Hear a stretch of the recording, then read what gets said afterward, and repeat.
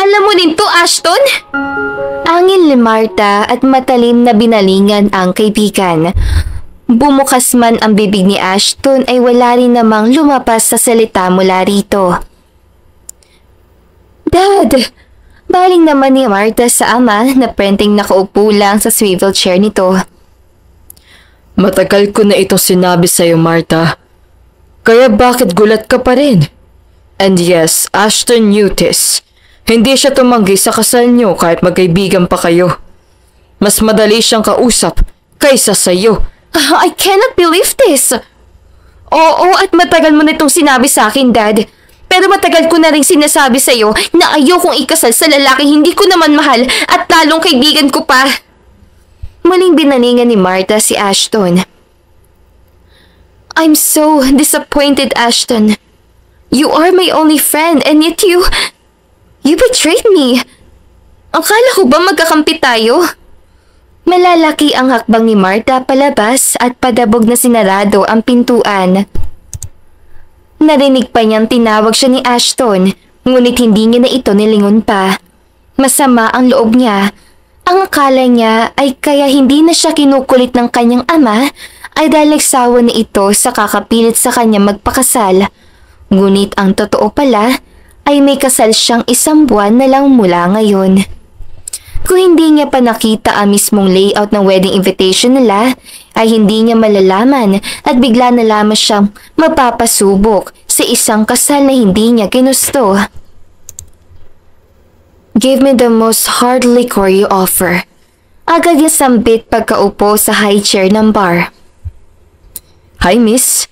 Hindi binalingan ni Marta ang atensyon ng isang estranghero dahil hindi na bago sa kanya ang mga ganitong klaseng lalaki. Ang sungit naman. Hindi namamansin. Can you shut up and leave me alone? Mariin niya. Imbes na magalit ang lalaki ay nagtaas pa ito ng 2 kamay na tila sumusuko at tumatawang umalis. Hindi na mabilang ni Marta kung nakailang bote na siya, ngunit na sinubukan niyang tumayo mula sa pagkakaupo ay umikot ang kanyang paligid. Nang maiayos ang sarili sa sariling sasakyan ay narinig niya ang tunog na cellphone niya sa bulsa ng kanyang suot na trouser. Nang makitang si Ashton ang tumatawag ay pinatay niya ito. Pinaandar ni Marta ang sasakyan. Noong una ay mabagal lang hanggang sa naging unti-unting bumilis ang kanyang patakbo. Woo! So this is how it feels like to be drunk and free! Hiyaw niya habang patuloy na minamaneho ang kotse kahit hindi niya alam kung saan ang patutunguhan. Muling tumunog ang kanyang cellphone, ngunit wala sa katinuan si Marta para sagutin ito. Dire-diretso ang takbo niya na lumakas na ang busina ng ilang sasakyan dahil sa pakikisingit niya at pagbaliwala sa red light. Kanina lang ay tumatawa siya nang bigla naman siyang makaramdam ng lungkot at galit. Marahil sa epekto ng alak ay nailabas niya ang mga hinaing na matagal na niyang kinikimkim. My mom is a prostitute who dumped me decades ago. My dad is a gambler who never asked me if I'm okay. And my friend who I always rely to is a traitor! Sarkastiko siyang tumawa. I hate them! Ang galit ni Marta ay unti-unting naging luha sa mata. Kasabay din ng panlalabo ng kanyang paningin ay ang malalaking patak ng ulan na hindi niya napinansin pa. Ilang sandali pa ay lumiko siya sa 100 kung saan wala na masyadong mga ilaw sa poste, ngunit hindi ito inalintana ni Marta hanggang sa itodo niya ang sasakyan sa pinakamabilis itong metro at mapatili siya nang mahulog ang kotse niya sa isang matarik na bangin na may malamig palang tubig sa ilalim. Hanggang sa unti-unti siyang nilamon ng kadiliman nito. Please, just let me die. Iyon na lang ang tanging hiniling niya sa isip bago siya tuluyang mawala ng malay. Mataas ang lagnat ng asawa mo, iho. Marami na siyang pasa at ilang gasgas sa katawan. Binigyan ko naman na siya ng paunang lunas. Pero sa tingin ko ay mas mainam na dalhin mo siya sa bayan para mapatingin mo sa ospital. Ani ng isang babaeng may katandaan na. Marami po salamat, Nanay Nini. Saad naman ng isang lalaki.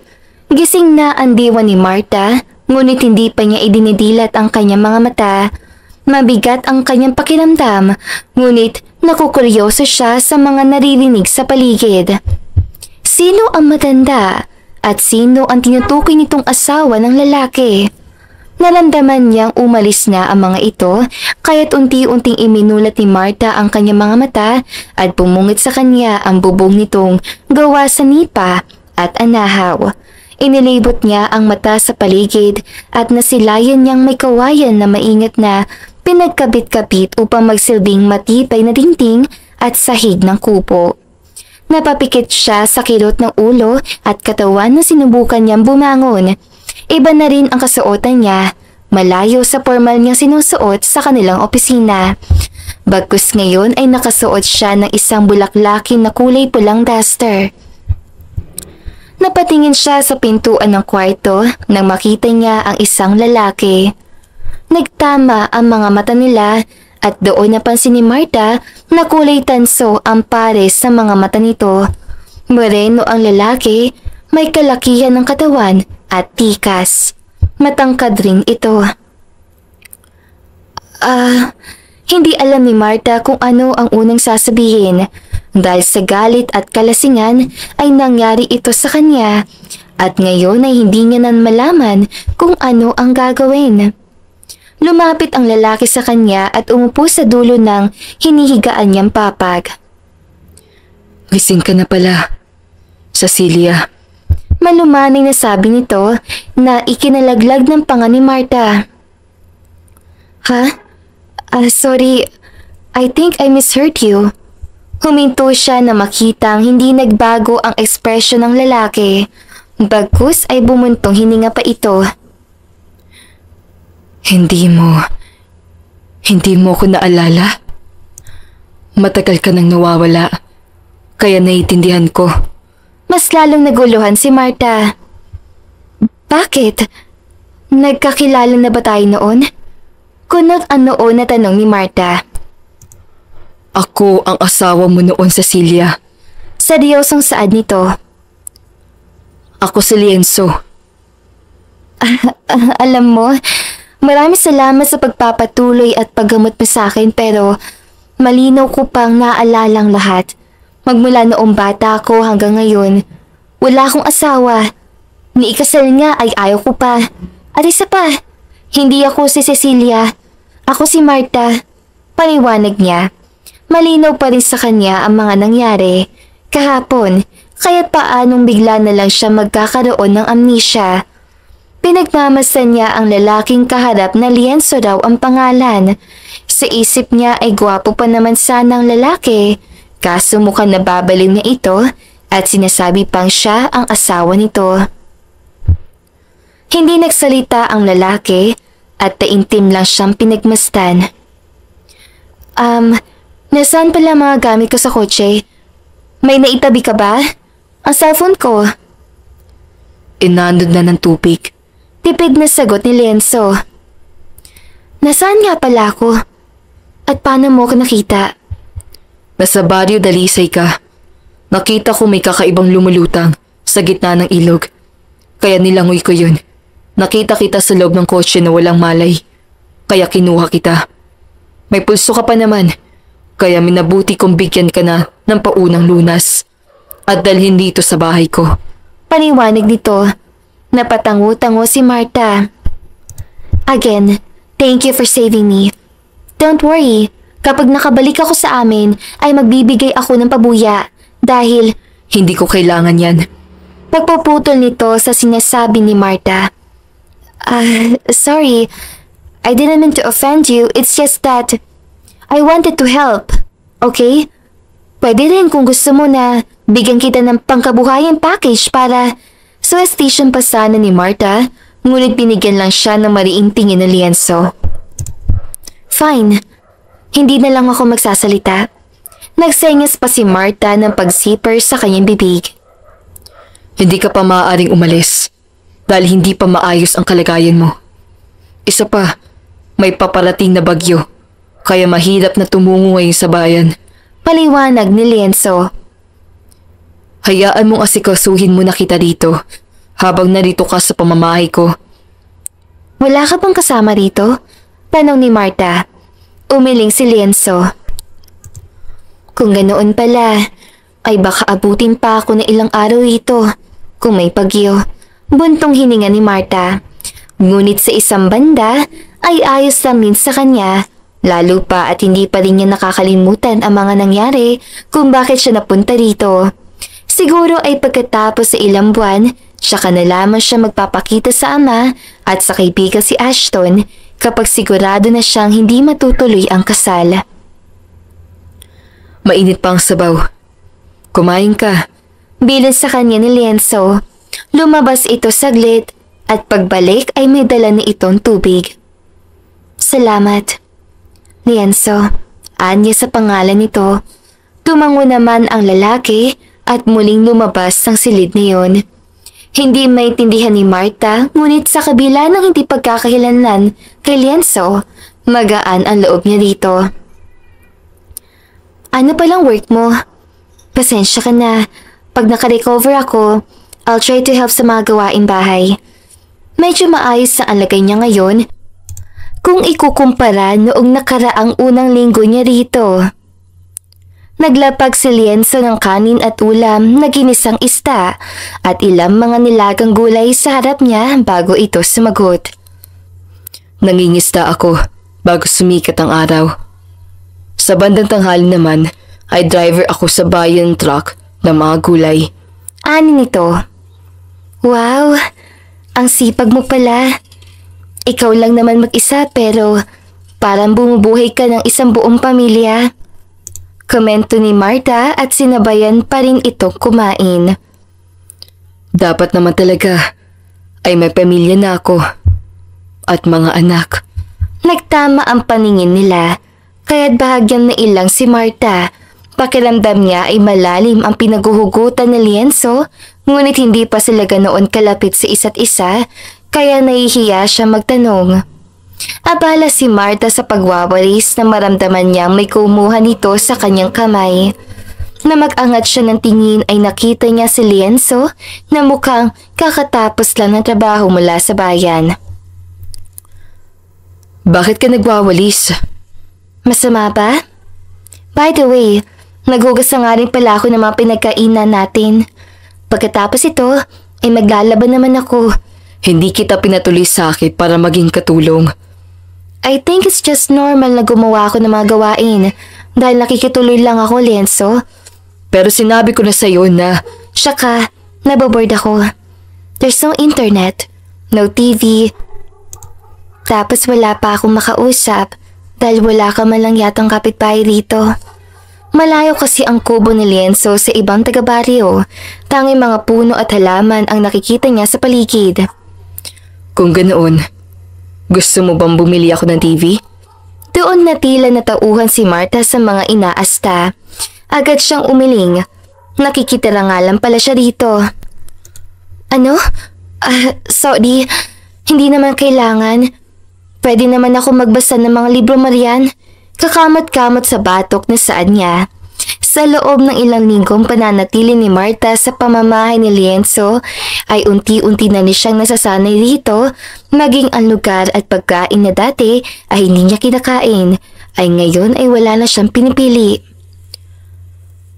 Lienzo, pwede ba ako sumama sa pangingista mo? O kaya pumasyal sa bayan? Wala nang bagyo, hindi pa? Tanong niya habang nilalantakan ang mga mangga na isinasawsaw sa alamang at asin na may sili. Hindi ka pwede sumama sa mismong pangingisda. Pero pwede mo ko hintayin sa tindahan nila Aling Myrna, malapit sa Pampang. Talaga? Sige! Kagaya ng napag-usapan ay ganoon nga ang nangyari. Maagang tinapos si Marta ang mga gawain sa bahay ni Lienzo. Gamit ang bisikleta ay sinubukan niyang tahakin ang sinasabing Pampang ni Lienzo. Mabuti na nga lamang at marunong siya magbisikleta. Gawa ng ito ang madalas siyang gawin noon ni Ashton noong high school. Napabuntong hininga si Martha. Hindi pa siya handang bumalik. Ilang saglit pa ay natanaw niya na si Lienzo mula sa di kalayuan. Hindi siya tumungo sa tindang sinasabi nito upang maghintay dahil maraming bumibili, pero sinubukan niya maglakad ng pailan-ilang hakbang patungo kay Lienzo. Sa kabila ng mga mangingisda ay si Lienzo talaga ang pinakaagaw pansin, marahil dahil sa tikas, laki at tangkad nito na kung tutuusin ay papa sa itong modelo. Mukhang maraming huli ngayon na, ani ng isang babae. May itsura ito at may mga kasama ring iba pang babae na tansya niya ay mga kaibigan nito. Lienzo, may sasabihin ro sana sa'yo si Andrea. Tuksuhan ng ibang mga babae na ang tinutukoy ay ang unang bumati kay Lienzo. Ano yun? Tanong ni Lienzo. Bigla namang nahiya ang babaeng nangangalang Andrea. Nang natanaw siya ni Lienzo ay nagpaalam na ito sa babae na hindi na nasabi kung ano man ang nais itong sabihin. Hala, may babaeng kasama si Lienzo oh. Kasi ikaw Andrea, puro ka pa bebe eh. Ano ba? Huwag ka nga maingay Trisha. Saka baka pinsan niya lang yan. Nahihiyang lumapit si Martha dahil ang ibang mangingisda ay nilapitan na ng kanilang mga asawa at ibang alay na may dalang mga timba at palanggana na siyang paglalagyan ng mga nahuling isda para maiangkat at ibenta sa palengke. Akmang magsasalita pa ang babae na nagpaalam na si Lienzo rito para salubungin siya. Kanina ka pa? Umiling si Martha. Sino yung mga babae? Anak sila ng ibang kasamaan ko sa pangingisda. Sagot ni Lienzo. Mukhang may gusto sa'yo yung kaibigan nila ah. You're not interested? Hindi na napigilang itanong ni Martha. Hindi sigurado si Martha, ngunit tila may gumuhit na maliit na ngisi sa labi ni Lienzo nang itanong niya yun. Hindi. Sa iba ako interesado. Oo nga pala. May asawa ka na, di ba? Oo. At kasama ko siya ngayon. Bago pa man makapagsalita muli si Martha, ay pinangungunahan na siya ni Lienzo. Mainit. Halika, pumunta muna tayo sa tindahan para bumili na maiinom. Ayos sa kanya ni Lienzo, sabay hawak sa isa niyang kamay. Hindi pinahalata ni Martha ang gulat, ngunit bahagyang ni ilang na maramdaman niya ang mga pares sa mga matang nakatingin na sa kanila ngayon. Uwi na kaya tayo para makakapagpahinga ka na. Mas malamig sa kubo. Anya. Tumango si Lienzo, ngunit bago sila umuwi ay bumili na rin ito ng lutong ulam at yelo para hindi na sila magluto pa ng pananghalian. Lienzo, yan na bang asawa mo? Naku, kay ganda no? May lahi ba yan siya? Bagay na bagay kayo. Magilaw na saad ng tindera ng ulam na hindi na nga nakasagot si Lienzo upang itanggi pa ang tingin nito sa kanila. Magaling kang pumili ah. Tamang-tama, malapit na ang pista rito sa atin. Isama mo ang asawa mo para makapaglibang naman siya. Uwi ka pa ng ginang kahit nagbebenta na ito sa iba. Salamat po, Aling Flor. Sige po, kapag hindi abala. Mauna na po kami ng asawa ko. Magalang na ani ni Lienzo at inakbayan si Martha. Pilit ng ngiti na lang ang naibigay ni Martha sa tindera, ngunit nang makalayo na sila ay bahagyan niya siniko si Lienzo. Anong asawa? I'm not your... Shh! Sabay lagay ni Lienzo ng hintuturo sa labi ni Martha. Sinabi ko lang para hindi na humaba pang usapan. Tahimik silang kumakain na makauwi sila sa bahay na magsalita si Martha. Lienzo, hindi ko kasi alam kung hanggang kailan ako makikituloy sa'yo. Alam kong baka pabigat na ako. Hindi ka pabigat. Putol ni Lienzo. Tsaka, walang kaso sa akin kung hanggang kailan mo gusto makituloy. Nag-iwas ito ng tingin sa kanya. Salamat ah. You know what? Magpahinga ka na sa kwarto mo. Gigisingin na lang kita kapag oras na ng trabaho mo sa bayan. Laking pasasalamat niya at mabuti at maunawain si Lienzo. Ano gusto mong ulam sa gabihan natin? Abala si Marta sa pagpupuna sa lamesa na magsalita si Lienzo sa kanyang likod. Hindi na siya nito binabawalan sa paggagawa ng mga gawaing bahay. Bakit? Para alam ko kung anong ibibilhin ko. Huwag ka na mag-abala. May mga gulay pa na Marian tsaka itlog. I'll cook. Ako nang bahala. Sa mga lumipas sa araw na kasama niya si Lienzo ay halos sa kabisado niya na ang mga gawi at paborito nito. At sa loob ng mga araw na yun ay marami siyang natutunan mula rito. You don't want me to do all the house chores, right? Kaya gumawa ako ng schedule natin para hindi ka na magreklamo. Oo, pero mas madalas pa rin na ikaw ang halos gumawa sa buong linggo. It's because I want you to rest. Abala si Marta sa paghahalo ng niluluto nang maramdaman niya ang presensya ni Lienzo mula sa kanyang likod. Ang rest sa gusto ko ay quality time kasama ka. Whatever you say, Lienzo. Kumuha si Marta ng isang kutsara upang tikman ang niluluto. Nang matikman niyang tama na ang lasa, ay hinarap niya si Lienzo na abala siyang pinagmamasdan. Para kang housewife na nagsisilbi sa kanyang asawa. Umirap si Marta at binabaliwala ang pakinamdam na kumikiliti sa kanya. Tikman mo, ani ni Marta at tinapat sa bibig ni Lienzo ang kutsara na may isang maliit na piraso ng karne ng manok at kaunting sabaw. Lumapit sa kanya si Lienzo, ngunit imbis na kuhanin ang kutsara, ay kinuha nito ang kamay ni Marta na may hawak na kutsara, tsaka iginaya sa bibig nito. Masarap. Ani ni Lienzo pagkalayo. Napalunok si Marta at wala sa sariling napakagat sa labi na makita niyang ngumiti sa kanya si Lienzo. At sa unang pagkakataon ay hiniling niya na sana ay totoong asawa na lang siya ni Lienzo para malaya niyang maramdaman ang mga damdaming pilit niyang kinukupli. Isang malakas na kulog ang nagpahiyaw kay Marta pagkatapos hanguin ang nilutong ginisang kamatis at pritong ista sa kawali. Isinaling niya ito sa malinis sa lagayan tsaka inilagay sa lamesa. Nasaan na kaya si Lienzo? Anong oras na?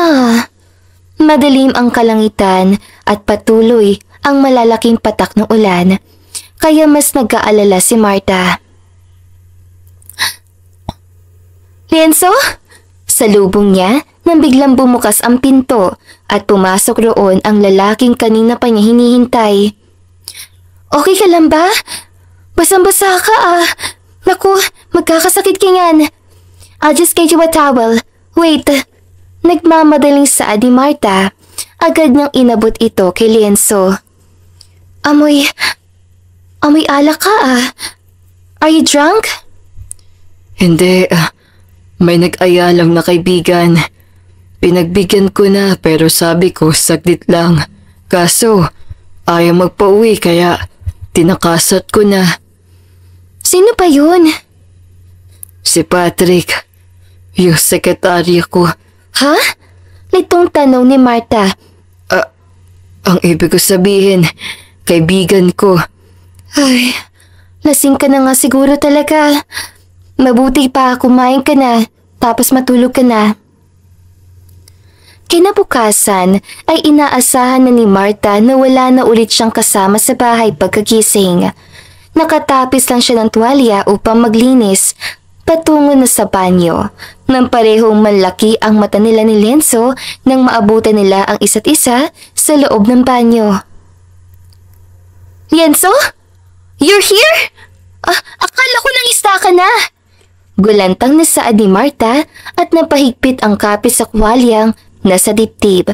Napatingin siya kay Lienzo na hubad-bado at basang-basa pa ang muka. Mas lalo niya napatunayan na maganda nga ang pangakatawan nito ngayong nakita niya na ang harapan, ang matigas nitong dibdib. Masakit ang ulo ko at medyo nahihilo ako kaya hindi mo na ako pumalaot. Paliwanag ni Lienzo. Ay, sinasabi ko na nga ba, sino ba kasing iinom at susugod sa lakas ng ulan kagabi ha? You should have waited na tumila yung ulan. Naiinis na pangaral ni Marta at nalapitan na si Lienzo upang salatin ito sa noo at leeg. Halos mapaso siya sa temperatura nito. Mainit ka, ani ni Marta. Na magtama ang paningin nila ay naging mapungay ang mga mata ni Lienzo. Umabanti ito kaya napasandal siya sa dingding ng banyo. Naging mabilis ang kalabog ng dibdib ni Marta. Napahigpit ang hawak niya sa tuwalyang tanging tumataping sa kanyang katawan. Napalunok si Marta, lalo na noong inipit ni Lienzo ang takas sa buhok niya sa likod ng kanyang tenga. Bumaba ang paningin nito sa kanyang labi. Wala sa sariling napakagat labi si Marta. Akmang bababa ang mukha ni Lienzo sa kanyang labi nang umiwas siya. Kaya ang dapat na halik ni Lienzo sa kanyang labi ay tumama sa pisngi niya. This is wrong, Lienzo. Anya, at hindi maintindihan ng sarili, ngunit labag sa loob niyang tinulak si Lienzo at mabilis sa lumabas ng banyo. What's happening to me? This isn't you, Marta Ignacio. He's married, okay? Hindi siya pwede. Paalala niya sa sarili habang palakad-lakad sa maliit niyang inuukupang silid. Kahit sinasabi niyang ako ang asawa niya, hindi pa rin ako yun. I'm sane. I'm good. I should pull myself together. A weeks from now, mag-iisang buwan na ako rito. Siguro naman tapos ang kasal ko noon. Makakabalik na kaya ako? Napapikit na lang si Marta dahil sa mga iniisip.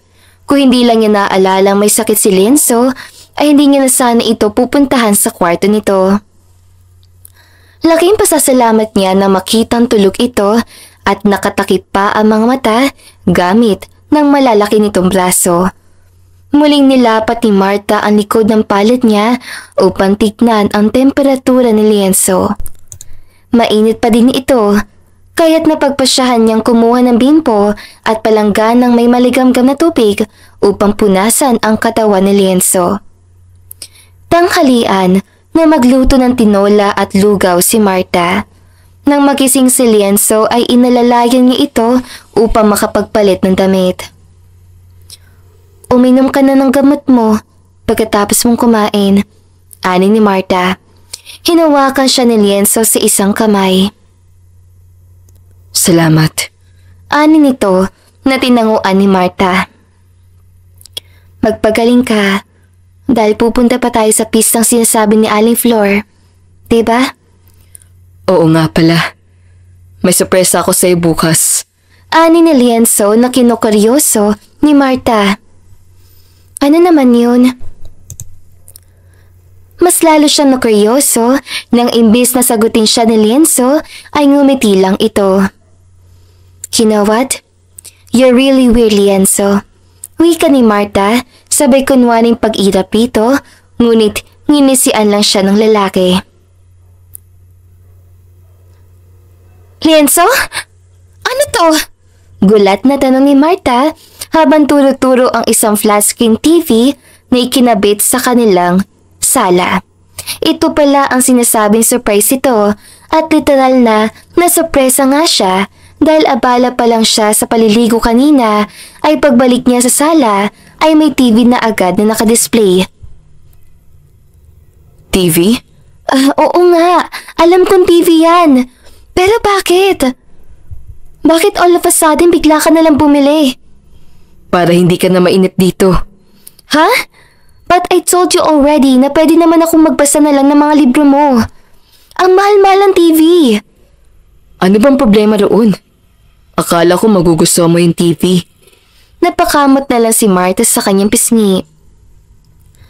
Gusto ko naman pero kasi yung TV ang mahal.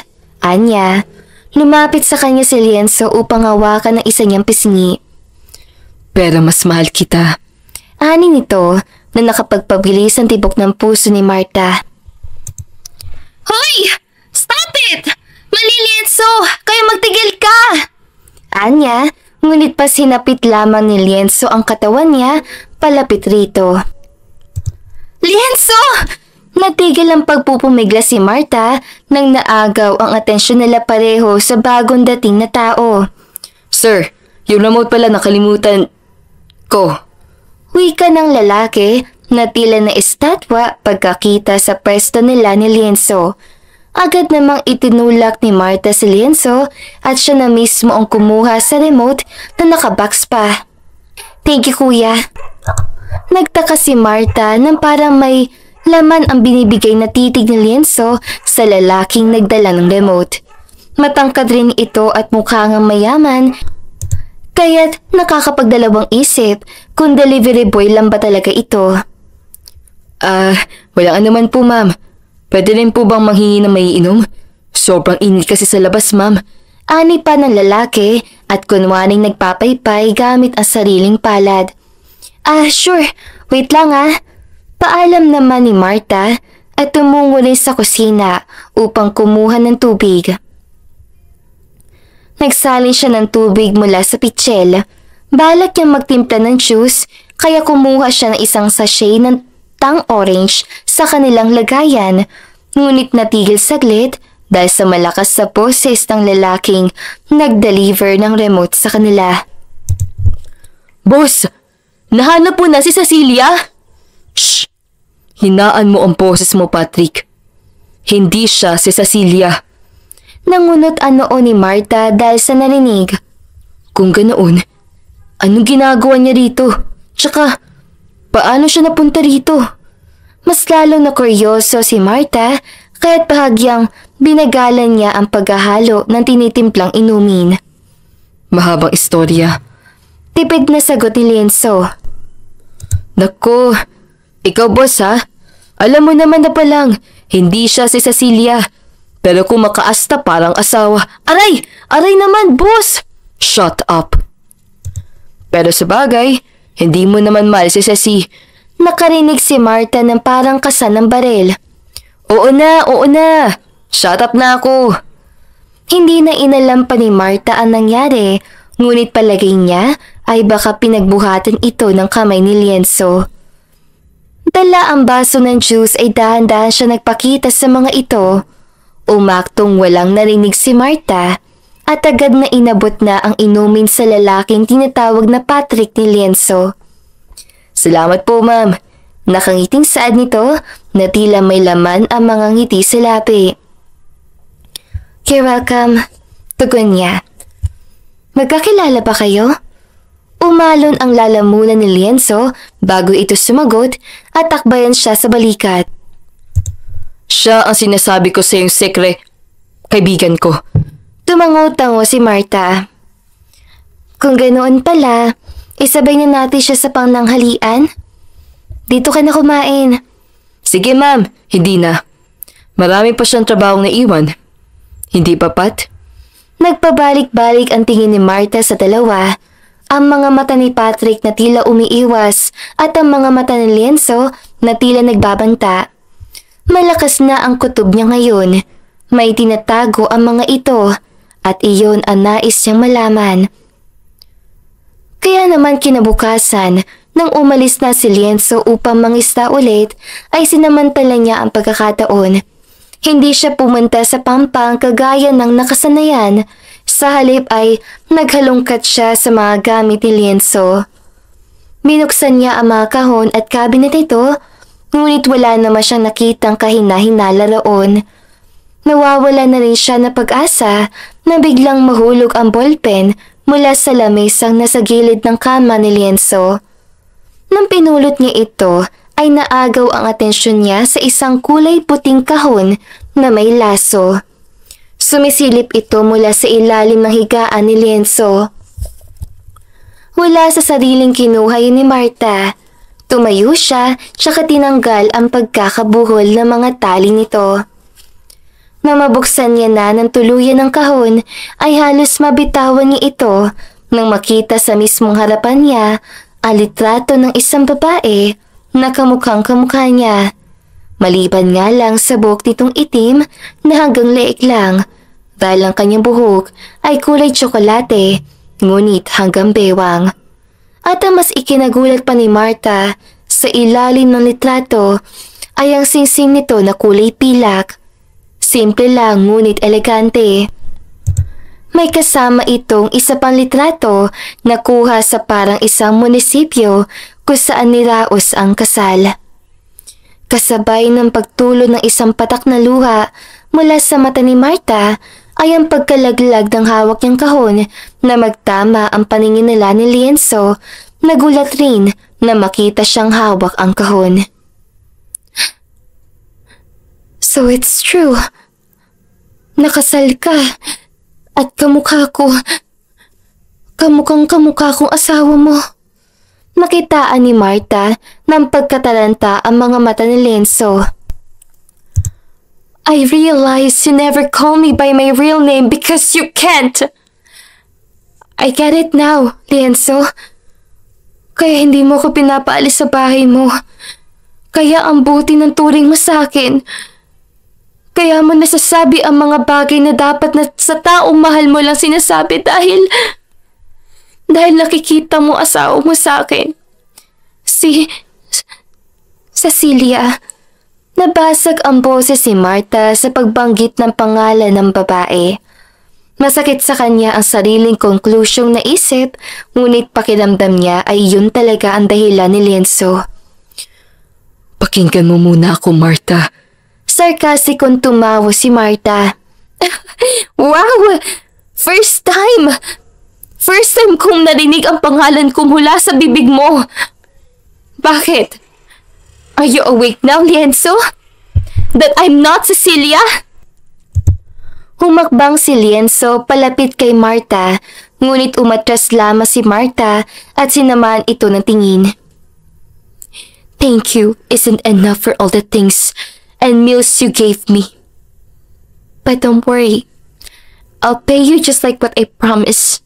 Ani ni Marta, ngunit hindi pa man siya nakakalabas sa kwarto ni Lienzo ay niyakap na siya agad nito mula sa likod upang pigilan sa pag-alis. Pakinggan mo muna ako. Pakiusap, Marta. Tila nagmamakaawa ang tinig na saad ni Lienzo habang mahigpit pa rin ang yakap kay Marta.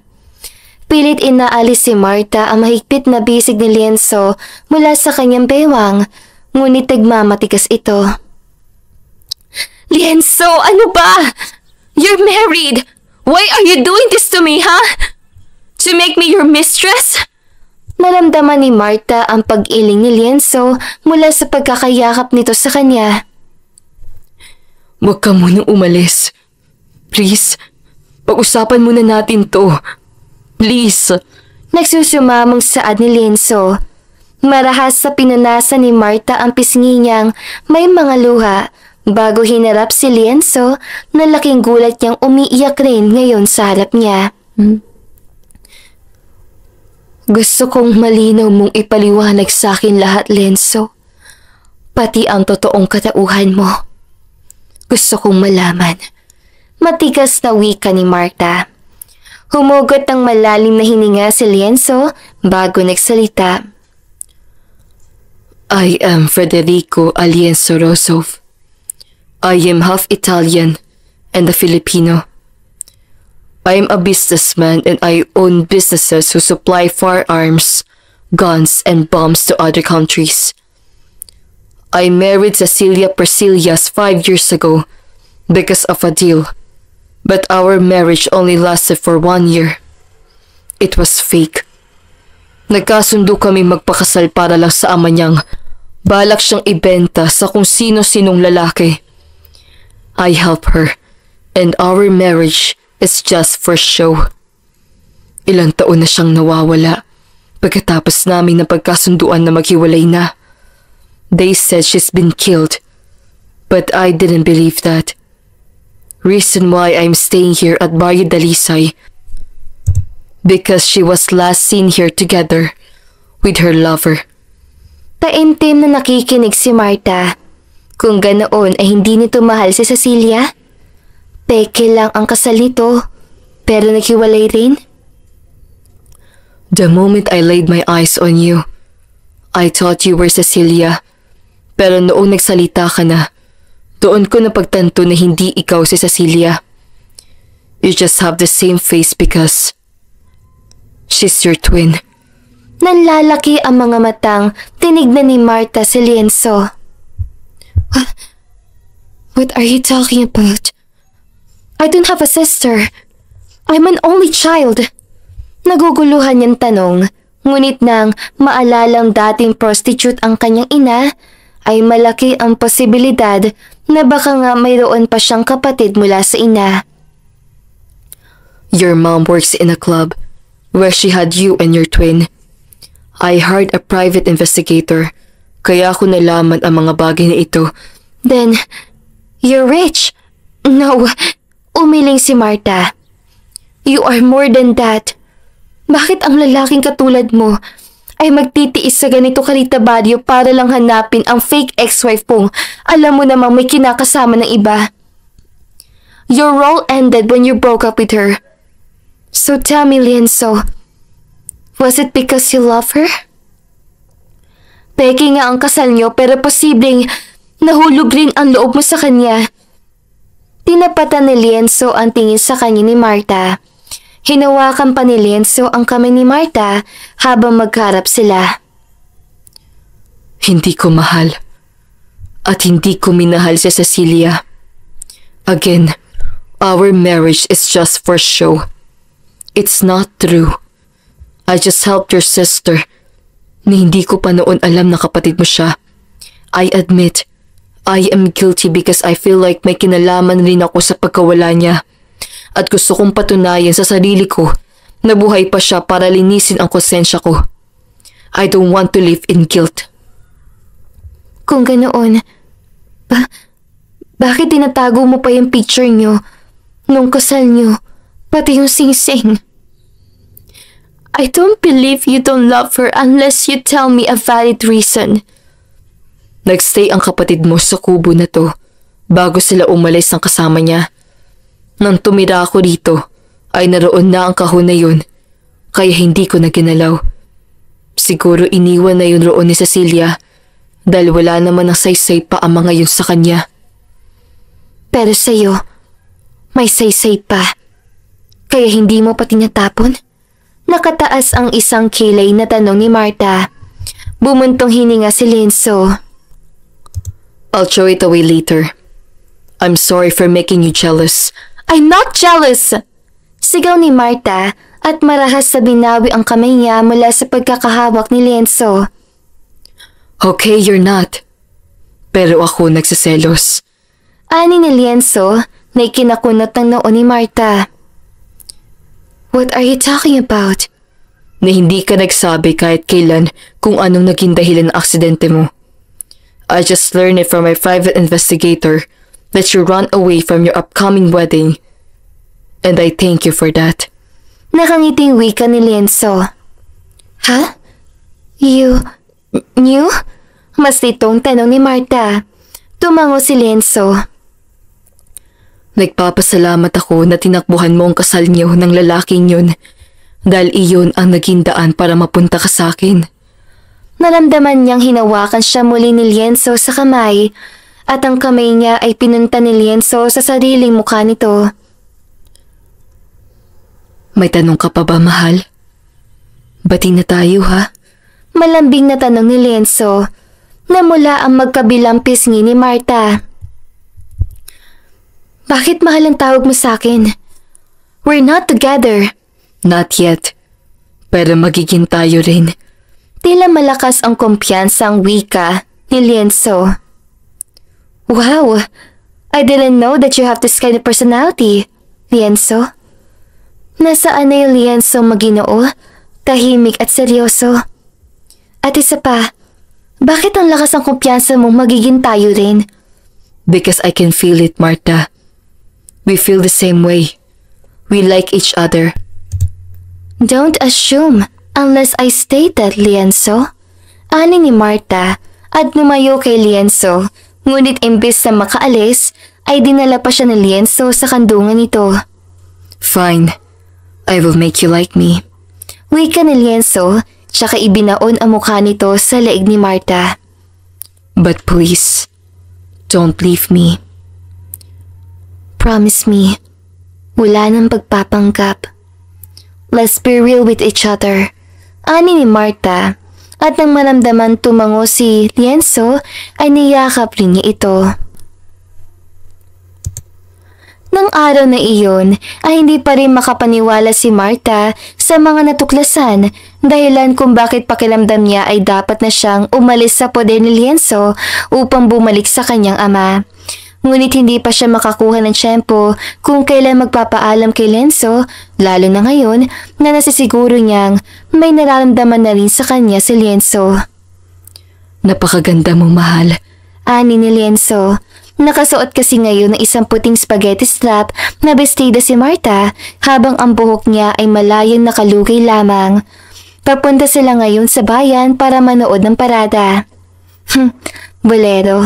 Saad ni Marta, ngunit nang hawakan siya ni Lienzo upang yakapin at halikan sa noo, ay napangiti siya. Parang ayaw ko nalang lumabas dahil baka makuha mo ang atensyon ng ibang lalaki. Pero ayaw ko rin naman na itago ang ganito kagandang muka na dapat makita ng ibang mga tao. Lumapad ang ngiti ni Marta, maging ang puso niya ay tila lumundag sa tuwa. Nang makarating sila sa bayan, ay puno ng makukulay na dekorasyon ang paligid. Ang mga parol na gawa sa kapis, mga banderitas na kumikislap sa hangin, at mga tradisyonal na salo-salo na naghihintay ng mga bisita. Sa bawat kanto ng barangay, may mga stalls na nagbebenta ng masasarap na pagkain, tulad ng lechon, bibingka at suman na may kasamang matamis na manggang hilaw at bagoong. Maingay rin ang paligid dahil sa mga nagkakanta ang mga kabataan gamit ang videoke. May mga bata rin naglalaro at mga nag-iingayang musika gawa ng parada. Anong gusto mong kainin, mahal? Tanong ni Lienzo.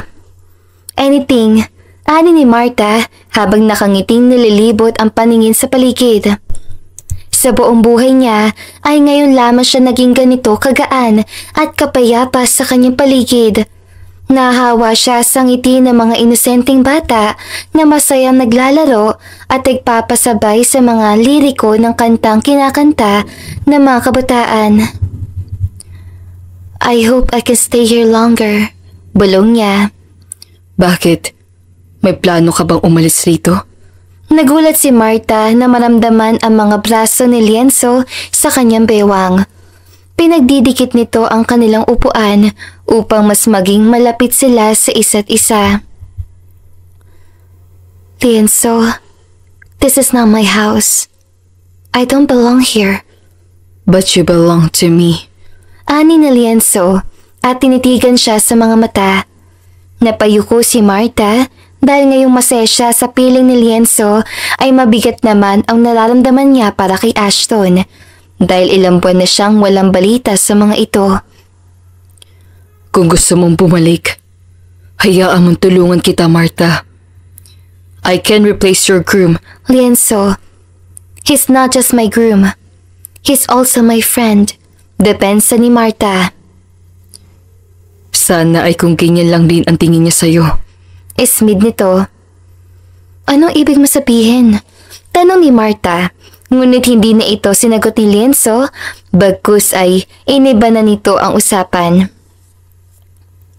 Pauwi na sila, ngunit hindi pa rin nababawasan ng ingay sa paligid. Naglalakad sila ni Lienzo nang bigla may nangyaring komosyon sa daan. Narinig niyang napamura si Lienzo at nagbilis sa kanyang huwag umalis sa tabi na stall ng isang tindahan ng kakanin. Nabiglang mapaupo si Marta sa sahig ng daan dahil sa lalaking bumangga sa kanya. Nakasuot ito ng itim na mask at balanggot. Kaya tanging mga mata lang ng lalaki ang nakita niya. May ahit ang kaliwang kilay nito at may makahulugan tinignan siya sa mga mata. Ni hindi man lang nag-abalang humingi na pasensya ang lalaki o tinalungan man lang siyang makatayo.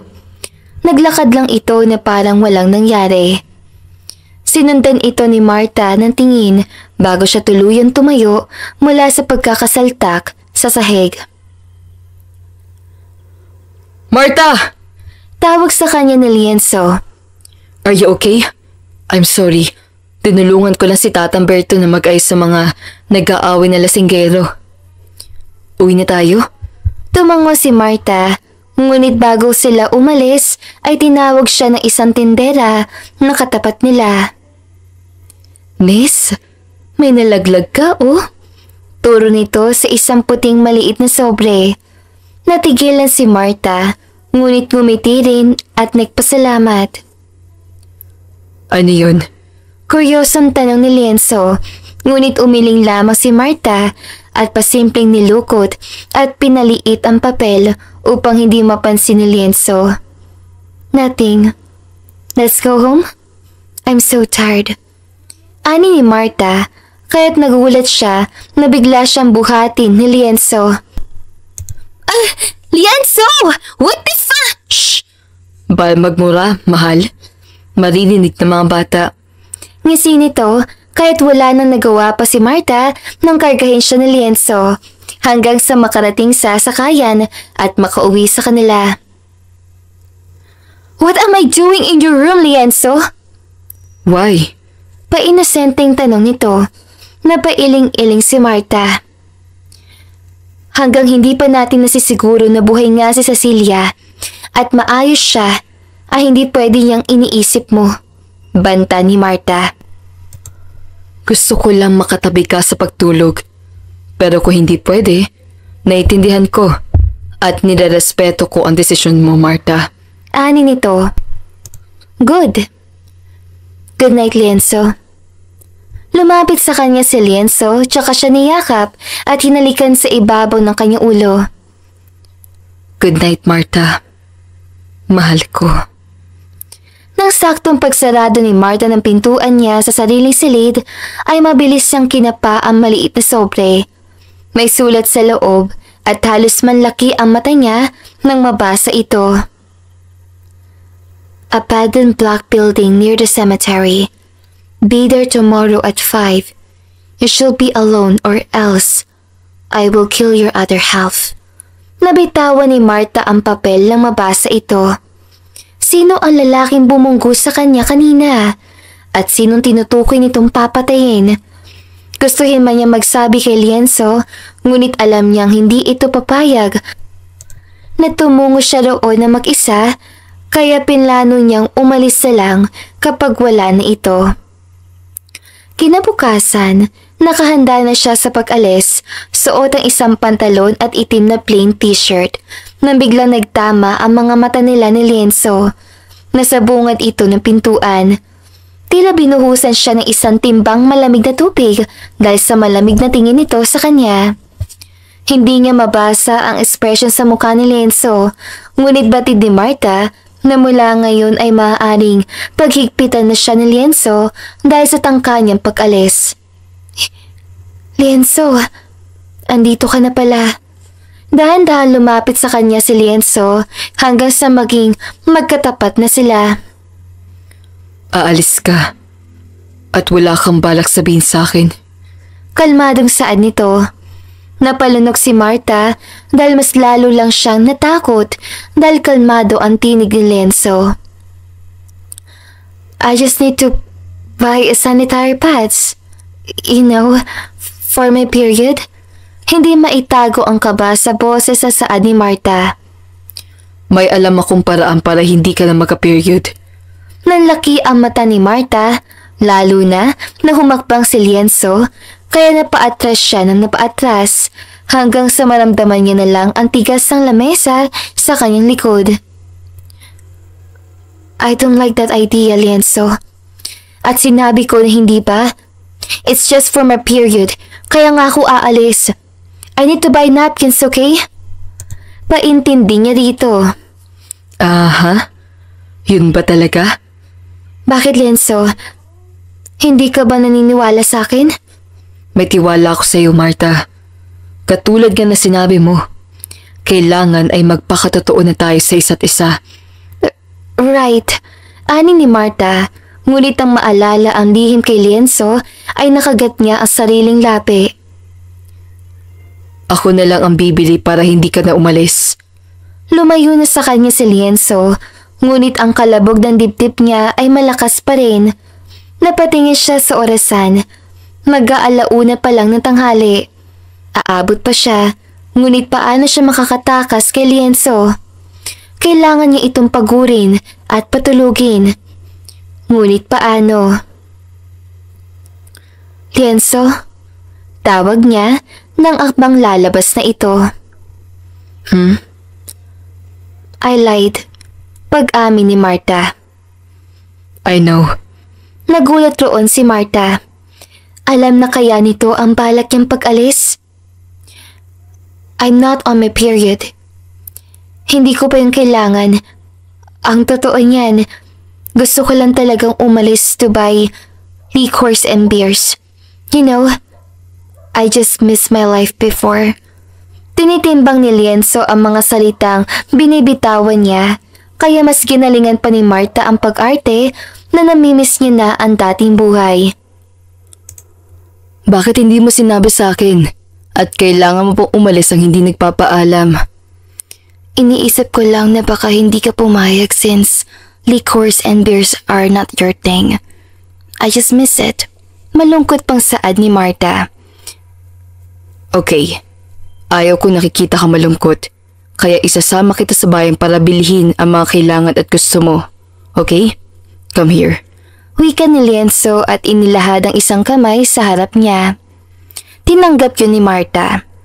Nang makarating sila sa bayan ay hindi siya makahanap ng tiyempo na umalis sa tabi ni Lienzo. Paano ay para siyang bata na hawak-hawak siya sa kamay habang naglalakad na akala mo ay anumang oras ay maaaring mawala. Nang makauwi na sila sa kanilang bahay ay hindi mapakali si Marta. Nakaisang oras na sila roon sa bayan, kaya ngayon ay 2 oras na lang ang natitira sa kanya para tumungo sa lugar na sinasabi ng lalaki sa sulat. Lienzo, let's drink together. Ani ni Marta, siya ka nagsalin sa 2 baso. Hindi umapela si Lienzo at bagkus ay mas mabilis pa nga itong uminom sa kanya na para bang tubig lang ang iniinom nilang alak. Napapakain na lang tuloy siya ng pulutan nila dahil doon. You're not drunk yet? Ani ni Marta, halos kalahating oras na ang nakakalipas pero normal pa rin naman si Lienzo. Kaya namamroblema siya kung paano makakaalis rito. Hinihintay mo ba na malasing ako para makaalis ka, Marta? Ako sa nito na ikinalaki ng mata ni Marta. No, of course not. Wala naman akong pupuntahan, Lienzo. The truth is, I am the one who's totally drunk right now and Dahan-dahan ng pagbigkas si Marta sa mga salita na tila nangaakit. Nakita niya ang dumaang pagkagulat sa mga mata ni Lienzo, ngunit napalitan ng init at pagdanasa nang umupo siya sa mismong kandungan ni Lienzo paharap rito. Nasa magkabila ang gilid ni Lienzo ang mga hita ni Marta, habang ang mga braso naman ni Marta ay nasa balikat ni Lienzo. Do you know what I want to do right now, Lienzo? Mapang-akit na tanong ni Marta habang kinakagat ang sariling labi. Ngunit parang tila siya pa ang naaakit dahil sa pinapakitang emosyon ngayon ni Lienzo na tila nagpipigil, ngunit anumang oras ay kaya siyang sunggaban. I want you, Lienzo. Right now. Please? Bulong ni Marta, kaya nagulat siya na biglang gumalaw si Lienzo at napunta ang kamay nito sa kanyang batok. Nanlaki ang mata ni Marta nang tila maramdaman ang labi nito sa kanya na parang uhaw na sumisipsip roon. Ang isang kamay ni Lienzo ay pumasok sa suot niyang damit hanggang sa maramdaman niya ang kamay nito. Sa patag niyang tiyan na marahang humihimas roon. Bumaba ang halik ni Lienzo sa kanyang baba hanggang sa kanyang leeg. Napapaarko pa ang katawan niya sa tuwing naglilikot ang kamay ni Lienzo sa ibang parte ng kanyang katawan para halikan. Ngayon ay tila pareho na silang tinutupok ng apoy na ginawa niya. Naramdaman niyang inihiga siya ni Lienzo sa higaan nito sa kwarto. Nang pumatong ito sa kanya ay ganoon pa rin ang tindi ng pag-aapoy sa mga mata nito. Are you sure about this? Tanong ni Lienzo at hinawakan siya sa kaliwang pisngi. Tila nagising si Marta sa maaaring mangyari kung ipagpapatuloy pa nila ito, ngunit ito lang rin ang naisip ng paraan para mapagod si Lienzo, makatulog at makaalis siya. Hindi niya na makilala pang sarili nang tumango siya ay kusa ng gumalaw ang mga katawan nila upang maging isa. At ang tanging maririnig na lang sa kubong yon ay ang mga halinghing at ungol nila. Masakit ang katawan ni Marta lalo na ang pribadong parte ng katawan niya, ngunit hindi niya yung inalintana at sinikap na wag gumawa ng ingay, lalo na at napagtagumpayan niya ang pagpapatulog kay Lienzo. Mabilis siyang nagbihis. Buo na ang desisyon niyang umalis kahit pa magalit sa kanya si Lienzo. Sa tingin niya naman ay mabilis lang ni siya nitong mahanap, lalo na at mukhang hindi lang si Lienzo ang basta-bastang businessman. Palihim siyang kumuha ng pera sa pitaka ni Lienzo at nagulat siya na makakita pa roon ng mga dollars at dilibuhing pera. Mabilis siyang kumuha ng pamasahe at ibinalik ito sa dating ayos pagkatapos. Hindi na siya nag-abalang magdala pa ng kung anong gamit. I'm sorry, Lienzo. I don't want to admit this but I realize that I have fallen for you. Saad ni Marta, tsaka ito dinampian ng isang magaan at mabilis halik sa labi. Wala siyang nararamdamang pagsisisi sa nangyari sa kanila dahil sa totoo lang ay ngayon ay ito ang nakapagpalakas ang loob ni Marta upang harapin na ang realidad niya upang maipaglaban ang anumang nararamdaman para kay Lienzo. Traffic at pinagpapawisan na ng malamig si Marta habang nakatingin sa mga sasakyang mabagal kung umusad. Kinakabahan siya dahil baka anumang oras ay malaman na ni Lienzo na umalis siya. Nang makarating siya sa sinasabing abandonadong itim na building na yon ay umihip ang malamig at nakakakilabot na panghapong hangin sa katawan ni Marta. Papalubog na ang araw, takot pa naman siya sa multo at malapit pa rito ang sementeryo. Gayunpaman ay pumasok siya sa loob, madilim at tahimik ang paligid na mas lalong nagpakaba sa kanya. Napatili siya na biglang nakarinig ng putok ng baril at biglang pagliwanag ng paligid. Kasunod nun ay ang halakhakan ng mga lalaking nakaitim, nakapalibot ito sa buong paligid. Payat lang naman ang mga ito, ngunit marami at mukhang base sa mga itsura ng mga ito ay gumagamit ang mga lalaki ng pinagbabawal na gamot. Boss! Positive! Mayaman nga! Kinis eh! Sabay pagsipol ng isang lalaki. Kamukha ni Cecilia, pero mas matangkad ito, boss. At mukhang maarte. Napataas ang isang kilay ni Marta sa mga komento ng mga lalaki. Ilang sandali pa ay lumabas sa isang madilim na pasilyo ang lalaki na kabanggaan niya ng gabing yun sa pista ng Barrio Dalisay. Ito ang lalaki may ahit sa kaliwang kilay. Mukhang ito ang leader nila. Who are you? Lakas loob na tanong ni Marta, ngunit nginisian lang siya ng lalaki. Hindi ako nakikipag-usap sa Inglesera, miss. Narinig niya muli ang tawanan ng mga lalaki. Sino ka? At bakit mo ko pinapunta dito? Utu-utu ka rin pala. Para kang kapatid mo. Saad ng lalaki. Shut up! Just answer my damn questions! Napipikon ng saad ni Marta. Fine. I'm Arturo Mendez. Art na lang for short. Boyfriend ako ng kakambal mo. Pero wala na siya maibigay sa akin pera. Ayaw naman niyang hut-hutan yung ama niyong mayaman. Kaya gagawin ko na lang kayong hostage pareho. Tiba-tiba pa ako. Sinabayan pa yon ng lalaki ng isang maledemonyong tawa. Pera? Yan lang ang habol mo sa kakambal ko? Hindi makapaniwalang tanong ni Marta. Oo, at pati sa'yo. Ngisi nito na ikinakalabot ni Marta. Itali niyo siya. Huwag niyo munang gagalawin hanggang hindi ko pa natitikman yan. Itabi niyo sa kwarto kung nasaan si Cecilia. Utos ito. Nagpupumigla si Marta, ngunit mas malakas ang mga lalaking ito kumpara sa kanya. Saktan niyo kung nagpupumiglas. Isang suntok sa sikmura ang naramdaman ni Marta, ngunit hindi siya nagpatinag at hiniyawan ang mga ito. Why are you doing this to me?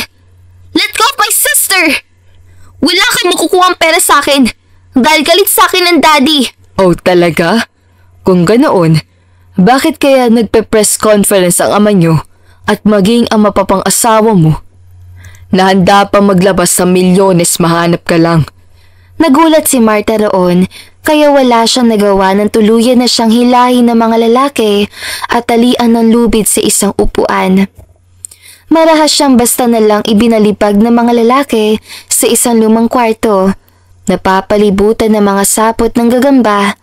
Nakita niya roon ang babaeng nakayuko, nakatalikod ito at nakatali rin ang mga kamay sa isang bangko. Cecilia? Sa isang banda naman ay mahigpit na nakakuyom ang mga kamao ni Lienzo habang nagpupuyos sa inis. I need to find Marta. Bakit ka ba naman kasi natakasan ni Marta, boss? Natutulog ka lang tapos bigla na lang siyang nawala? Nagtatakang tanong ni Patrick, ang sekretary at kaibigan ni Lienzo. Naiinis si Lienzo sa sarili. May kutob na siyang ang katulad ni Marta hindi talaga nagpapapigil sa anumang naisin nito. Nalamangan lang siya ni Marta sa pagkakataong ito dahil hindi niya naisip na kaya talagang gawin ni Marta ang lahat makaalis lang sa kanya. Nga pala, hindi ko alam kung maganda ba talagang balitang sasabihin ko sa iyo ngayon, boss. Pero, nakausap ko ang private investigator mo. Buhay raw si Cecilia. Pero hawak siya na boyfriend itong si Arturo Mendez. At itong Arturo Mendez na ito ay kilalang drug addict, scammer, holdupper at may patong-patong pa na kaso. Hindi ko alam bakit pinagtitiisan pa ni Cecilia. Umiiling-iling pang saad ni Patrick sa sobrang pagkadismaya. Pinilit ni Lienzo na pakalmahin ang sarili. Kailangan kong makita muna ngayon si Marta bago ko asikasuhin ang tungkol kay Cecilia. Hindi ko alam kung bakit gustong-gusto niyang umalis sa hapon at kung saan siya pupunta. Hindi ko alam kung bakit siya naglilihim sa akin. Ani ni Lienzo. Baka naman, nasasakal sa iyo, boss. Napatango-tango si Lienzo. Kung ganoon, hindi ko na siya pagihin o kaya baka hindi ka talaga mahal. Sinamaan niya ng tingin si Patrick. Alam ni Lienzo sa kanyang sarili na may nararamdaman sa kanya si Marta.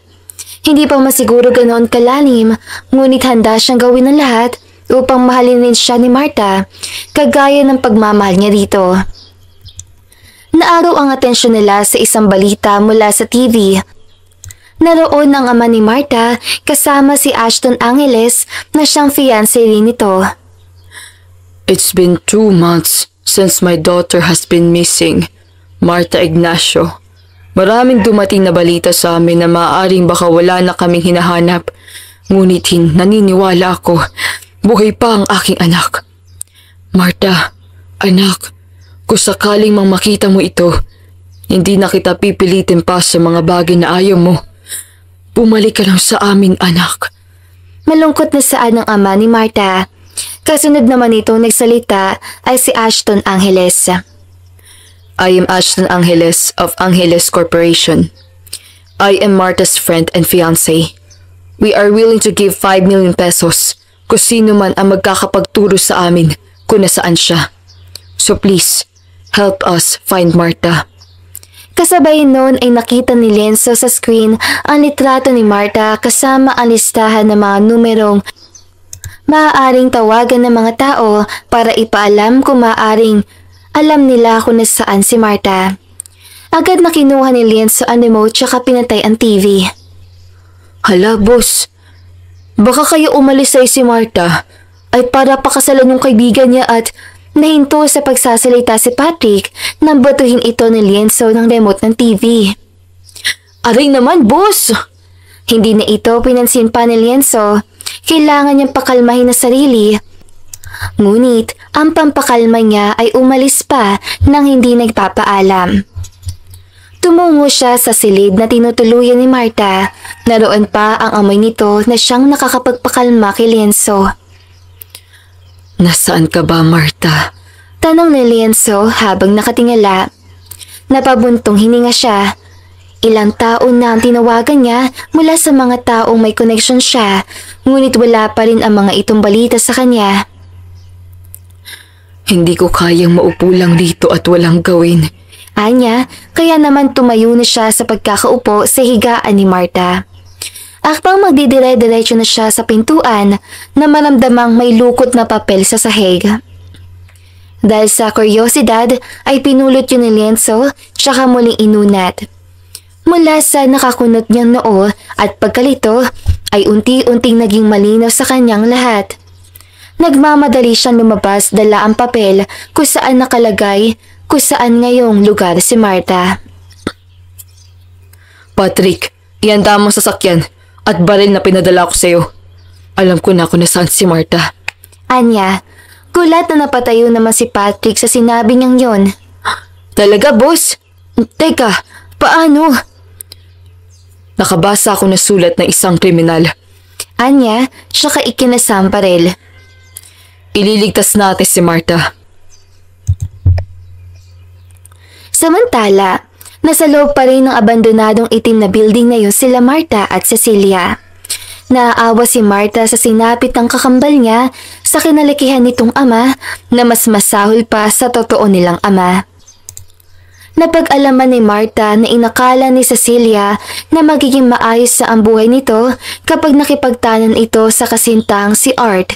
Pero hindi lingid sa kaalaman ni Cecilia na ang minamahal pala nitong lalaki ay pera ng pamilya nito at katawan lamang ang habol sa kanya. Bukod pa roon ay marami na pala itong kasong kinaharap pero magaling lamang magtago. Totoong mahal ni Cecilia ang kasintahan kaya hindi ito magawang iwan hanggang sa mapanood nga nito ang balita tungkol sa pabuyang pera kapalit ni Marta. Cecilia, kung ganoon ba ay hindi mo minahal si Lienzo? Ngumiti si Cecilia sa kanya bago umiling. Mabuting tao si Lienzo, pero hindi siyang tinitipok ng puso ko, Marta. Tang ina!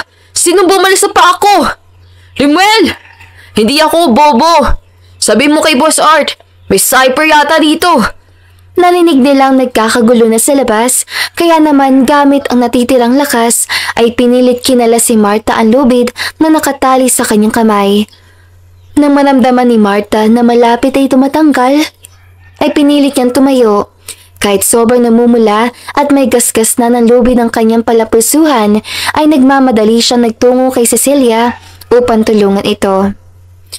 Kumpara sa kanya ay mas nangihina si Cecilia dahil sa damit nitong mukhang ilang araw na suot at sa namumuta nitong labi na mukhang walang kain at inom ng tubig sa loob ng ilang araw.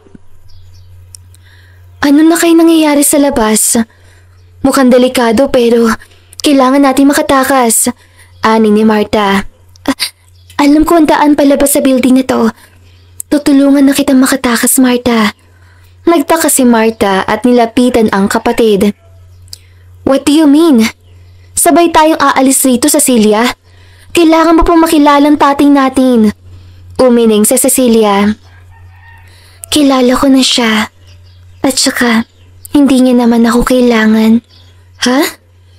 Hindi na muling sumagot pa si Cecilia sa tanong na yun ni Marta, bagkus ay nagbigay ito ng plano sa kanya. Hindi sigurado ni Marta kung tama itong gagawin nila. Ngunit may tiwala siya sa plano ni Cecilia. Dahan-dahan silang lumabas ang silid na yun. Napatakip pa si Marta sa kanyang magkabilang tenga dahil sa hiyaw ng ilang lalaki na tila nasasaktan. Kasabay pa nito ay ang putok ng mga barel. Habang papalapit sila sa labasan ay bumibilis ang pintig ng puso ni Marta. Binigyan siya ng makahulugang tingin ni Cecilia bilang hudyat. Katulad ng plano ay aagawin ni Cecilia ang atensyon ni Arturo para makakuha siya ng tiyempo upang makalabas. Dahil ang pintuan palabas ay ang kinatatalikuran ni Arturo ngayon, ngunit nagulat sila pareho nang madatnan ay ang mga walang malay na tauhan ni Arturo at ang taong nakatayo sa harap nito ngayon na may hawak ng baril. Si Lienzo. Nagtago sila sa isang hindi kalakihang pader, ngunit sapat na para matakpan ang kanilang katawan. Where is she? Malamig na tanong ni Lienzo. Tumawa si Arturo. Hindi ako hanapan ng mga nawawala, Brad. Huwag mo kong tawagin, Brad. Dahil hindi naman tayo magkaibigan. Oh, edi sorry. Ani ni Arturo na sinabayan pa ng tawa. Ilabas mo na sila ngayon pa lang. Ubos na ang mga tao mo. At tayong dalawa na lang ang nandito. Ani ni Lienzo. Tss, dyan ka nagkakamali. Napasinghap si Marta ng ilang sandali pa ay lumabas mula sa isang pintuan at 10 katao pa ni Arturo. Nagulat pa siya nang mamatan siya ng 2 lalaki at walang pakundangang hinablot sila ni Cecilia palabas sa pader ng pinagtataguan. Boss, itong 2 babae mo. Mukhang tatakas na. Ani pa ng isang lalaking kalbo. Tama-tama. Papipiliin ko si Lienzo. Dalian yung 2 babae na yan at dalhin sa harap ko. Kahit magpumiglas ay wala na nagawa pa silang 2 ni Cecilia nang basta na lang sila pinaluhod ng mga lalaki katapat ni Arturo. Subukan mong manlaban at isa sa 2 babaeng ito ang papuputukan ko ng baril. Banta ni Arturo. Nakaigting ang panga ni Lienzo habang nakatingin sa kanilang 2 ni Cecilia. Naiiyak si Marta lalo na nung lumapit na ang mga lalaki kay Lienzo upang pagtulong-tulungan ni ito. Ilang suntok sa sikmura, hampas ng kahoy na bangkuan at bote ng alak. Naiiyak ang mga mata ni Marta na nakasalubong ang mga mata ni Lienzo na kahit nahihirapan ay pinilit siyang ngitian. Tama na! Tama na sabi! Ano ba?